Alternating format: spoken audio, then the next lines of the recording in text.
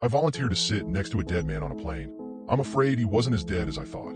The man in seat 43, he died halfway across the Atlantic. I was sitting near the front of the plane, just behind first class, and couldn't really see the commotion. But I could hear someone gasping and retching, loud at first, then quieter and quieter. A flight attendant got on the PA and asked for any medical professionals among the passengers to help. I guess there were none. After a few minutes, the man's sounds deteriorated into a sort of gurgle, then silence. Then it was over. His name was Molyneux, and he was old but not that old, and it was likely a heart attack, aneurysm, drug reaction, or God's will, according to conflicting in-hand reports that filtered down the plane from row 43, where a flight attendant simply buckled the newly deceased back into his window seat and covered his face with a complimentary airline blanket. The pilot got on the intercom and told us the plane would be turning back to New York due to a tragic medical situation involving one of our passengers. Folks, we're looking for a volunteer willing to sit next to the deceased while we return to our originating airport, the pilot continued. This flight is entirely full, and the person sitting there now isn't feeling comfortable. It's an aisle seat, and it will only be a few hours before we're back over land. I'm not sure why I volunteered. Probably some combination of exhaustion, altruism, and morbid curiosity. My vacation plans were shot anyway, I figured, so why not take the most interesting seat on the plane? The flight attendant thanked me profusely, as did a queasy-looking teenager who took my original seat. I picked up my handbag and shuffled down the aisle to the very last row of the plane. My only prior experience with corpses was an open casket funeral for my grandmother when I was a kid, but the idea of death had never particularly bothered me. It's natural, after all. That said, I admit that I second-guessed my decision as soon as I saw my new seatmate. Mr. Molyneux, rest in peace, sat upright between the window and me, strapped around the waist, with a blue fleece blanket covering his torso and head. The blanket did not cover his hands, which were resting on his lap above his seatbelt. Placed that way by a flight attendant as a sign of respect, I assumed. Molyneux's pale fingers were twisted into claws that betrayed the agony of his death. I couldn't look at those hands without imagining what his face looked like under the blanket.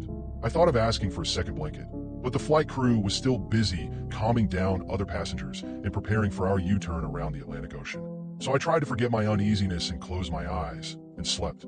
I woke, hours or minutes later, I don't know, to the jostling of turbulence. The cabin lights were off, and most of the passengers around me seemed to be sleeping. I looked out the window, trying not to look at Molyneux as I did so, and saw only the uniform blackness of the night. I imagined the ocean miles below us, lightless and cold. The thought unsettled me, and I reached across Molyneux to close the window shade. Then I stopped myself. Hadn't the shade been closed when I sat down? I realized there was something else off about the scene. Molyneux's posture had somehow changed while I slept. It took me a few seconds to pinpoint it. His gnarled hands remained on his lap. He was still belted at the waist, and the blanket still shrouded his upper body. But the fabric looked somehow twisted now, as if he had been fidgeting, very slowly. Knowing it was insane, even as I knew, I couldn't stop myself. I lifted a corner of the blanket. I uncovered his shirt, which the flight crew had unbuttoned while trying to save him. A patch of blue-gray skin, sprouting white chest hair peeked out from it. I lifted the blanket higher. His collar was flecked with dried blood. I remembered his terrible gasping. Finally, I pulled the blanket entirely off and stifled a scream.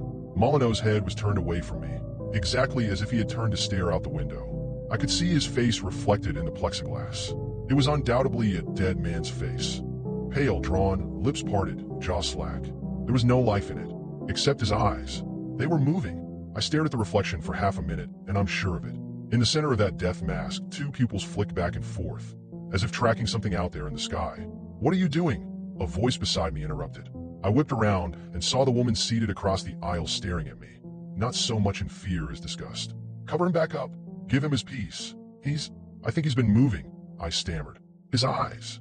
I think he might not actually be." But I couldn't finish the sentence. It was too crazy. Nor did I have to, because at that moment my stomach dropped 10 feet along with everything else in the plane. Coffee cups and purses slammed against the ceiling. A man near the first-class section nearly tumbled out of his seat. I heard call lights going off all over the plane as passengers were jolted awake in panic and confusion. "Passengers, please take your seats, buckle in, and secure any loose items," the pilot said over the PA, sounding shaken himself. "The weather along our flight path is clear, and no planes in the area are reporting turbulence, so I'm not sure what this is. But we should be through it momentarily." Even as he spoke, the mild background shaking I'd felt since waking up became noticeably more violent. The woman across the aisle began fumbling for her seatbelt, no longer paying any attention to me or Molyneux. I forced myself to look at him again. The jolt must have caused him to pitch forward at the waist, his head colliding with the seat in front of him. But Molyneux's face was still turned toward the window, his neck twisted at such a sharp angle that I worried it had snapped. I looked at his hands again, and the pallor of his skin. 3 flight attendants and a dozen passengers had witnessed this man's death, and I could not rationally imagine they were mistaken. And yet in the reflection of the window, his eyes left to right. I had heard that strange reflexes sometimes kick in after death. Limbs flailing, headless chickens running, nerves clearing out the last backlog of instructions from the brain. But the eyes? I had never heard of that. I made myself look past that unsettling reflection at the sky itself. It was still dark, moonless and cloudless, but the atmosphere seemed to have taken on a strange hue, a very dark green, like pea soup fog.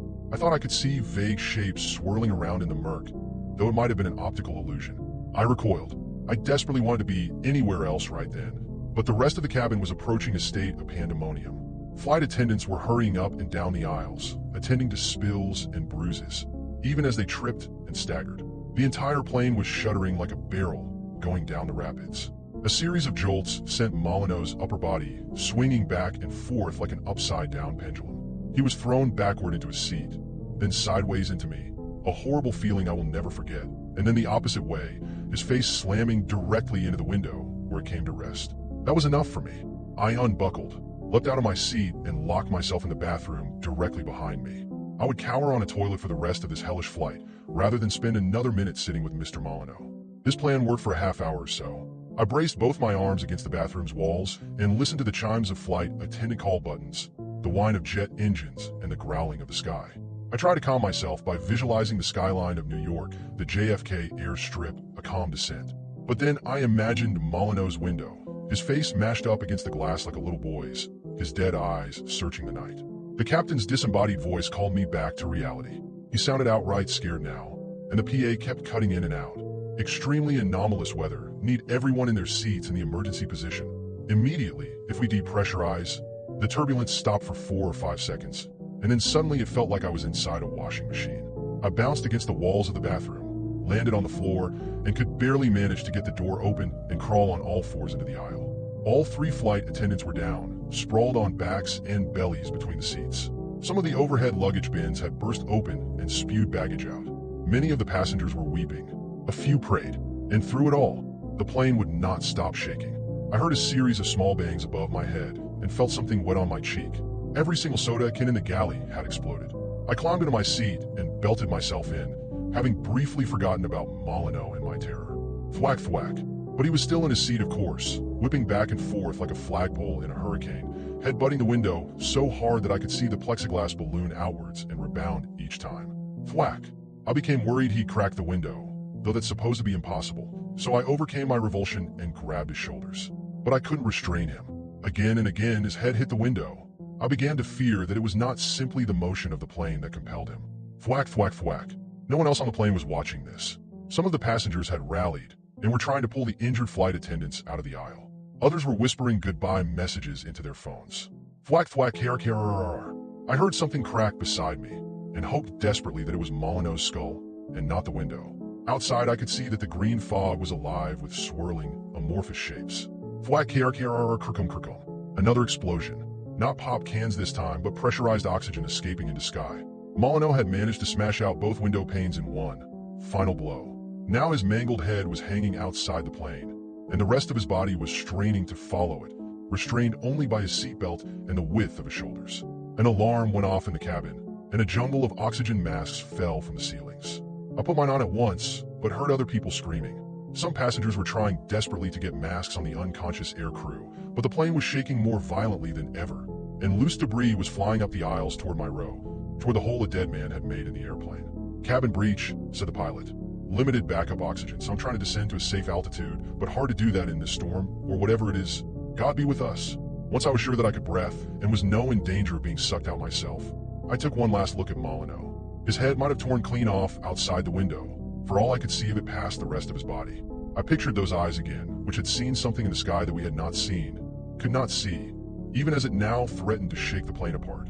There was some connection between these events that I might never understand, but even without understanding, I could make the last move available to me. I reached over Molyneux's lap, lifted one of those cold, clawed hands, and unclasped his seatbelt. There was an intolerable crunching noise as, I presume, his shoulders were squeezed and crushed to fit the window frame.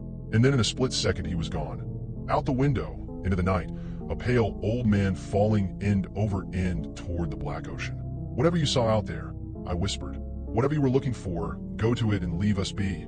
The green fog lifted a few minutes later, and the plane descended until it was safe to breathe without the masks.